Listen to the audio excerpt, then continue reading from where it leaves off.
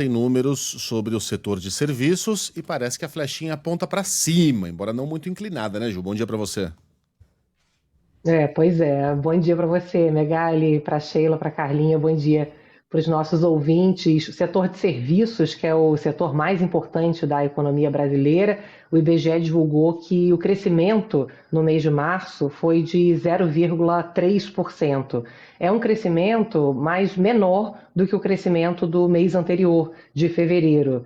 Portanto, você tem aqui uma perda de fôlego no ritmo de crescimento da economia brasileira, que saiu de 0,8% de crescimento em fevereiro para esse 0,3% agora no mês de março. O setor de serviços é um pouco de tudo, desde serviços consumidos pelas famílias, como comer fora de casa, viajar, como serviços prestados às empresas, serviços de limpeza, serviços de segurança, de contabilidade. E é uma economia que vai perdendo fôlego, mas uma economia que ainda está num nível bastante forte de crescimento. O crescimento acumulado do setor de serviços nos últimos 12 meses está em 3%. E o acumulado esse ano, nesses dados que a gente tem até agora, que é janeiro a março, é um crescimento acumulado de 2,4%.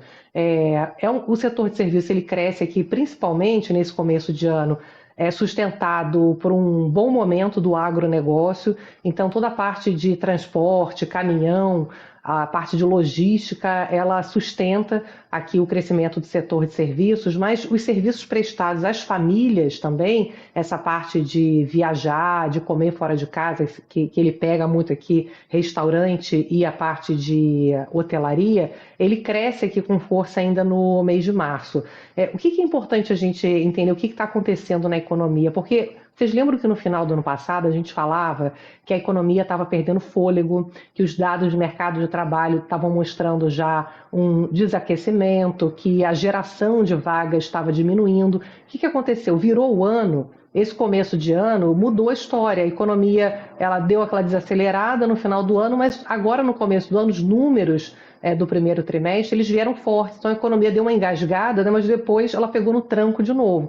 Tem a questão do agro, a safra agrícola recorde ajuda muito a movimentar a economia, acaba movimentando renda, movimentando, você vê, toda a parte de transporte e tal, mas também você tem um gasto público que é muito elevado, tem o governo ainda estimulando o crescimento econômico.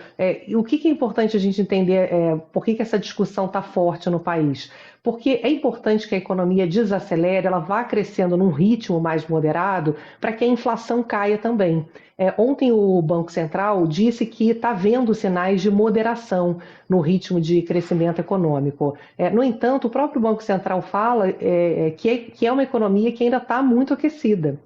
Então, qual é o debate hoje? Vem cá, não é possível que os juros já estão em quase 15%, chegarem em 14,75%, e o próprio Banco Central fala que encareceu o crédito, as pessoas já estão ficando mais endividadas, tem uma dificuldade maior se você precisa tomar crédito, fazer um financiamento, e ainda assim a economia ela modera, mas é uma economia que está resiliente, que está forte. Então tem todo esse debate em que momento a economia vai perder fôlego para que a inflação caia.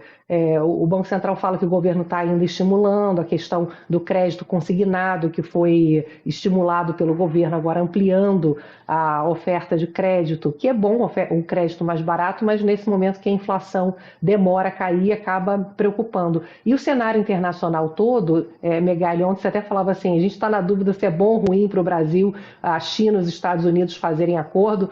No curto prazo, ontem a Bolsa bateu recorde, né, o dólar caiu e tal, mas é uma coisa pontual que é muito incerta ainda. O fato é que no curto prazo, se a China e os Estados Unidos fecharem acordo, o Brasil perde no curto prazo, né? Porque se o dólar subir, isso é ruim para a inflação. Se as commodities, petróleo, se valorizarem, é ruim para a inflação. Então, claro, médio e longo prazo é bom para todo mundo, né? Que China e Estados Unidos parem de brigar. Mas no curto prazo é muito claro que a nossa situação pode ficar mais difícil do ponto de vista de recuo da inflação, né?